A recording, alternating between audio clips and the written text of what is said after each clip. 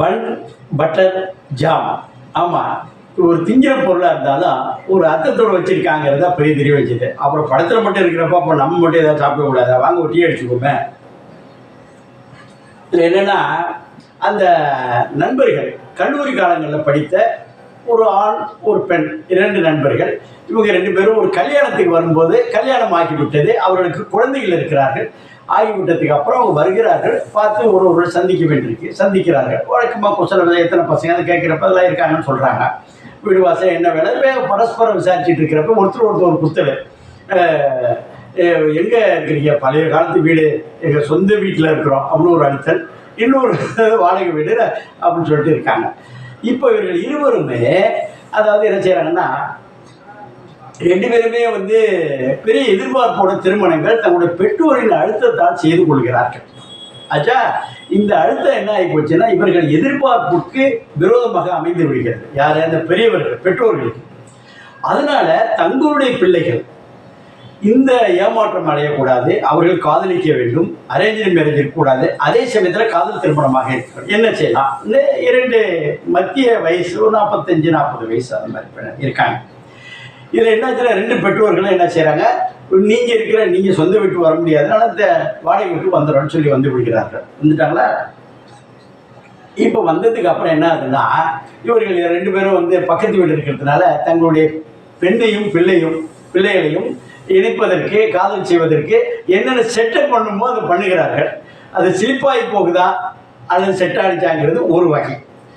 இப்போ இதில் தகப்பனாராக சார்லியும் அவருடைய துணைவியாக சரண்யா ஒன்று பண்ணுறாங்க. ஒரு அற்புதமான ஜோடி. சார்லி ஒரு அப்பாவாக, அதே சமயத்தில் காமெடி கலந்த அப்பாவாக, பொறுப்பான அப்பாவாக, பிள்ளைகளுக்கு தோழனாக இருக்கக்கூடிய அப்பா எப்படி பண்ணுகிறது நீட்டாக பண்ணியிருக்காங்க. நீட்டாக பண்ணுறது மட்டும் இல்லை, நிறைய அவருடைய சேட்டைகள் பெற்றோருக்கு ஒரு பாடமாக இருக்கிறது. ஆச்சா, அடுத்தாப்புல இன்னொரு என்னன்னா, இதில் சார்லிக்கு அடுத்தாப்புல என்னாச்சுனாக்கா, தேவதர்ஷினி அவருடைய கணவர் எப்போ பார்த்தாலும் வீடியோ பார்த்துக்கிட்டே இருக்கிறது, யூடியூப் பார்க்குறது, நைட்டு படுக்கிறப்பையும் அது மாதிரி பார்த்துட்டு கிடந்தா பக்கத்தில் இருக்கிறவங்க எரிச்ச வராது. அது மத்தியதர வயசில் உள்ளவங்களுக்கு ஒரு பாடத்தை புகட்டுவது போல் இருந்தால் கூட அவருடைய அவருடைய நடிப்பு என்பது எப்போதுமே ரொம்ப ஏற்றுக்கொள்ளப்பட்ட விஷயங்கள். ஒரு அம்மாவுடைய, ஒரு பெண்ணுடைய அம்மாவாக செய்கிறார். ஆமாம், அந்த பொண்ணை இணைப்பதற்கு, அந்த பையன் கூட இணைப்பதற்கு என்னென்ன செய்யணுமோ அது சேட்டைகள் செய்து கொண்டிருக்கிறார். இல்லை, வேடிக்கை என்னன்னா, எல்லாருமே கல்லூரியில் படிக்கிறார். மறுபடியும் அந்த பையன் அந்த கல்லூரியில் படிக்கக்கூடிய பெண்ணு வேறு ஒரு நண்பரை காதலிக்கிறது அல்லது மேற்று வேலையும் போதும். இதனை இந்த பையன் கல்யாணம் பண்ணுவதற்கு ஏற்பாடு செய்யக்கூடிய பையன் கண்ணுக்கு கண்ணார பார்த்து விடுறார். முடிஞ்சு போச்சா?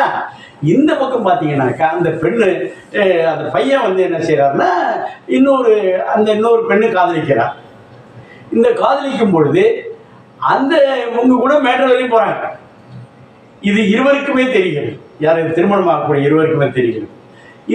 இவர்கள் வரும்பொழுது 2 பேருடைய அந்த கல்லூரி காதல் பிரேக்கப் ஆகிடும். இவர்கள் இருவருக்கும் உள்ளதில்லை. அந்த பெண்ணுடைய காதலும் இந்த பையனுடைய காதலும் பிரேக்கப் ஆகிடுது. அது பல்வேறு காரணங்கள், காரியங்கள் ரீசனபிளாக சொல்லப்படுது. இப்போ விஷயம் என்னன்னா, இப்போ இவர்கள் இருவரும் திருமணம் செய்தார்களா, செய்யவில்லையா? செய்யவில்லை என்றால் ஏன், செய்தார்கள் என்றால் எப்படி? இதுதான் ஒரு கணக்கு.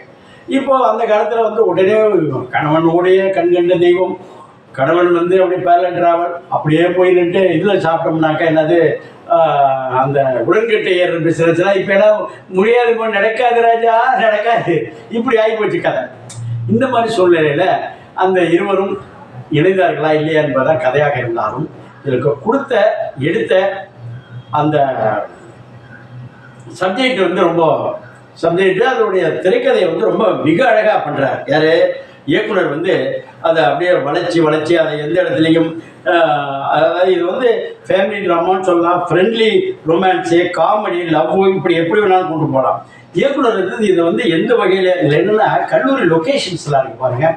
லொக்கேஷன் ரொம்ப அப்படி இயற்கை, எழில் கொஞ்சம் மனம் அதெல்லாம் இல்லாமல் இப்போ இருக்கிற காலேஜில் காஞ்சிபுரம் மரம்லாம் இருக்கு பாருங்கள், அதை திட்டமிட்டே செய்திருக்கிறார்கள். நேச்சுரல், அதை தெரிய வேண்டும் என்பதற்காக இயக்குனர் ராகவ் மித்ரன் இதை அது லொக்கேஷன் செலெக்ஷன்லாம் இருந்தால் கூட கேமராமேன் என்ன செய்யணும், சினி பாபுகுமார் அந்த லைட்டிங்காக இருக்கட்டும், இந்த லொக்கேஷன்ஸ் ஏற்ற ஒரு ரிஃப்ளெக்ஷன், அதை மாதிரி சில விஷயங்கள் செய்வதற்கு நல்லா பண்ணியிருக்கிறாரு.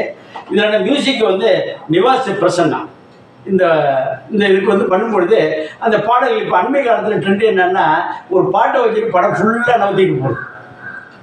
அது வந்து வாயில சொல்றதுக்கு மேலே இளையராஜா பண்ணார். அந்த மியூசிக்கு கொடுக்குறப்போ அந்த மியூசிக்கு இன்ஸ்ட்ருமெண்ட்டில் கொடுக்கறதுக்கு மேலே குரலாக கொடுக்கும் பொழுது அதுக்கு ஒரு இன்னொரு என்ஹான்ஸ் பண்ணுது. தமிழர்கள் வந்து எப்போ பாடல்களுக்கு அடிமையாக செய்திருக்கிறார்.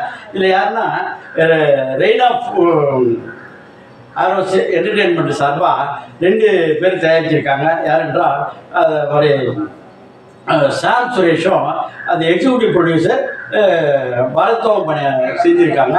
இது குடும்பத்தோட முக்கியமாக இளைஞர்களை வைத்திருக்கக்கூடிய பெற்றோர்கள், இளைஞர்கள் ஆகக்கூடியவர்கள், முன்னாள் இளைஞர்கள், இந்நாள் இளைஞர்கள் எல்லாரும் பார்க்க வேண்டிய படம்.